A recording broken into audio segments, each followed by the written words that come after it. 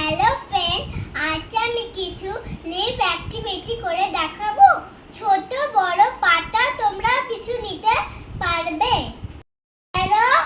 লাগবে।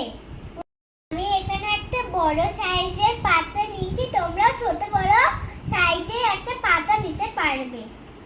কালার নিতে পারো, আমি ব্রাউন কালারটা নিচ্ছি।